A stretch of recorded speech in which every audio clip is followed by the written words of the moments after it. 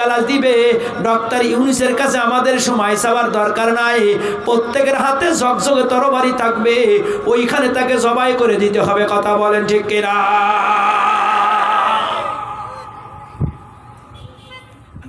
কার কাছে কাতরাই বাড়াবো? জোরে ফাঁসি দাও, ফাঁসি দাও। এক কপে জবাই দিতে হবে, ওর টাইম দেওয়া যাবে না। আরে পুলিশ যেগুলো আছে, পুলিশ একের কাছে যাওয়ার সাথেই নিরাপত্তায় চলে যায়। দুধ কালা খাওয়ায়, আম খাওয়ায়, জাম খাওয়ায়। কয় ফাঁসির কোনো আইন নাই, ফাঁসির আইন নাই। আইন করতে সময় লাগে। সোনার মানুষগুলো আমার মুসাইলামাতুল কাজ্জাব ডাক দিয়ে বলে, যে আমাকে নবী বলবে না তাকে হত্যা করা হবে। ওই জামানায় রাসূলুল্লাহ সাল্লাল্লাহু আলাইহি ওয়াসাল্লাম মারা যাওয়ার পরে দিকে তাকান। আমি শুরুতে আপনাদের আলোচনাগুলো এই জন্য শোনাই, আমার বিষয়বস্তু এটা নাই, তারপরও আপনাদের কি শোনা যায়। মুসাইলামাতুল কাজ্জাবের কাছে আল্লাহু আকবার, আল্লাহু আকবার, আবু মুসলিম খাওলানি রহমতুল্লাহ আলাইকে ধরে নিয়ে যাওয়া হয়। আবু মুসলিম খাওলানি রহমতুল্লাহি আলাই আল্লাহর বান্দা ডাক দিয়ে কয়, মুসাইলামাতুল কাজ্জাব, আমি তোমাকে আল্লাহর নবী মনে করি না, আমি আল্লাহর নবী মনে করি একমাত্র তাজদারে মদিনা সরওয়ারে কায়নাত মুহাম্মদুর রাসূলুল্লাহকে আমি আল্লাহর নবী মনে করি। তাই ছাড়া পৃথিবীর কোনো মানুষকে আমি আল্লাহর নবী মনে করি না। একটু জোরে বলা যাবে না সুবহানাল্লাহ? মক্কার কাফেররা ধরে নিয়ে গেছে আবু মুসলিম খাওলানি। কাকে? জোরে বলেন। মুসলিম, এই নামটা মনে রাখেন। আবু মুসলিম খাওলানিকে ধরে নিয়ে গেছে। যায় মুসাইলামাতুল কাজ্জাবের সামনে দাঁড় করে দিচ্ছে। তুমি আমারে মানো না? কয় না, না মানিনি। তুমি কারে নবী মনে করো? কয় আমি মুহাম্মদকে নবী মনে করি, আর কাউরে নবী মনে করি না। আবু মুসলিম খাওলানি কয় তোমাকে হত্যা করে দেওয়া হবে, তোমাকে টকবগে তেলের ভিতরে ফেলে দেওয়া হবে। কয় আপনি জবাই করে দেন আর ফেলে দেন, আমি আপনার নবী মনে করব না। নবী তো কিনা? মুহাম্মাদুর রাসূলুল্লাহ। ওয়াল্লাযীনা মাহু আশিদ্দাউ আলাল কুফার। নবী তো হলেন তিনি যার নাম আল্লাহর আরশের সাথে লেখা আছে। নবী তো হলেন তিনি আল্লাহু আকবার, যার নাম আল্লাহর নামের সাথে লেখা আছে। নবী তো তিনি যার হাতে আল্লাহ জান্নাতের চাবিগুলো দিয়া দিবে। একটু জোরে বলা যাবে না সুবহানাল্লাহ? মুসাইলামাতুল কাজ্জাবকে ধরে নিয়ে যাওয়া হয়। কয় আগুন জ্বালায় দাও, তেল ডকবক, তেলটা ডকবগে তেলের ভিতরে আল্লাহু আকবার গরম তেলের ভিতরে তাকে ফেলে দেওয়া হবে। যখনই গরম তেলের ভিতরে তাকে নিয়ে যাওয়া হয়, মুসাইলামাতুল কাজ্জাবের সামনে দাঁড়ায়া আবু মুসলিম খাওলানি রহমতুল্লাহি আলাই আকাশের দিকে তাকায় আর মিসকি মিসকি করে হাসে।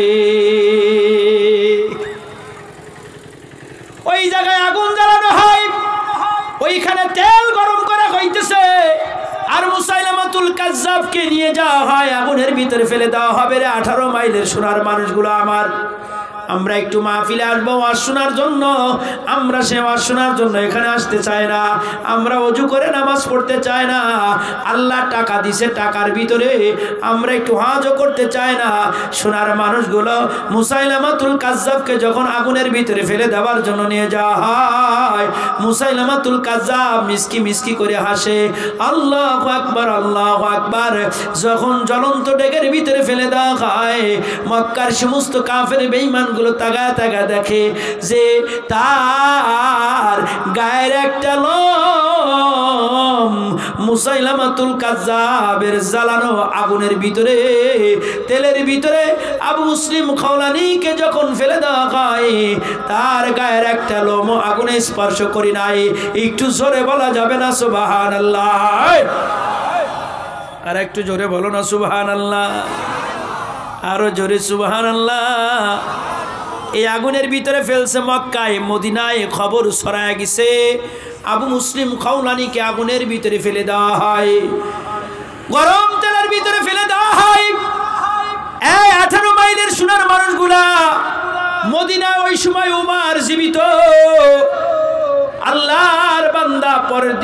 নামাজ পড়ার জন্য মসজিদে নববীতে গেছে। আবু মুসলিম খাওলানী রহমতুল্লাহি আলাইহি আল্লাহর বান্দা মসজিদে আসরের নামাজ পড়ার জন্য দাঁড়ায় গেছেন। ওমর রাদিয়াল্লাহু তাআলা জিজ্ঞেস করে, সালাম ফিরানোর পর জিজ্ঞেস করে, ভাইজান আপনার বাড়ি কোথায়? মিন আইনা জিতা? কয় আমি মদিনার মক্কার থেকে আসছি। ওমা ইসমুকা, তোমার নাম কি? কয় আমার নাম আবু মুসলিম খাওলানী। কোথা থেকে আসছো? কয় মদিনার থেকে আসছি। কয় মদিনায় একজন জওয়ানকে জ্বলন্ত আগুনের ভিতরে ফেলে দেওয়া হয়, জ্বলন্ত তেলের ভিতরে ফেলে দেওয়া হয়। মুসাইলামাতুল কাজ্জাব তারে ফেলে দিছে। ও জওয়ান, তুমি কিছু জানো কি? তুমি কিছু জানো? জওয়ান কয় হ্যাঁ আমি জানি, আমি জানি, আমি জানি। কয় তুমি কি তারে চেনো রে? জওয়ান কয় আমি তারে চিনি। উমার ডাক দিয়ে কয় তার নাম কি?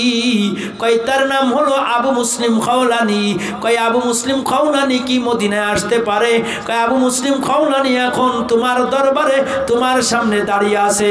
একটু জোরে বলা যাবে না সুবহানাল্লাহ? সোনার মানুষগুলো আমার, 18 মাইলের ভাইজান আমার, আমি মহিবুল্লাহ আপনাদের আলোচনা এই জন্য শুনাইলাম।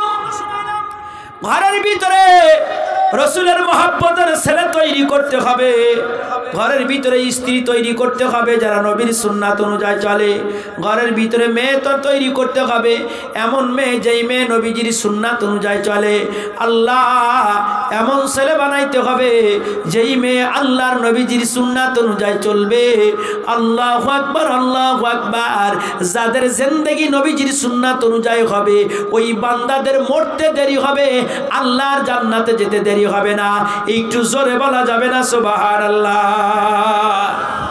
আমি আপনাদের সামনে এমনই একটা সূরা তেলাওয়াত করেছি, যেই সূরাটার নাম হলো সূরা আলাক। কোন সূরা? জোরে বলেন। সূরা আলাক। কষ্ট হচ্ছে আপনাদের? সূরা আলাকে এমন একটা কথা আল্লাহ বলেছেন, যে কথাটা পৃথিবীর সমস্ত মানুষকে লক্ষ্য করে বলেছেন। আমলিগ বলো, বিএমপি বলো, জামাত বলো, তবলিগ বলো, চরমনা বলো, সবাইকে আল্লাহ ডাক দিয়ে বলেছেন। পড়েন তো সবাই আমার সাথে, বিসমিল্লাহির রহমানির রহিম। আর একটু জোরে বলেন, বিসমিল্লাহির রহমানির রহিম। ইকরা বিসমি রাব্বিকাল্লাযী খলাক, খলাকাল ইনসানা মিন আলাক, ইকরা ওয়া রাব্বুকাল আকরাম আল্লাযী আল্লামা বিল কলম। একটু জোরে বলো না আল্লাহু আকবার।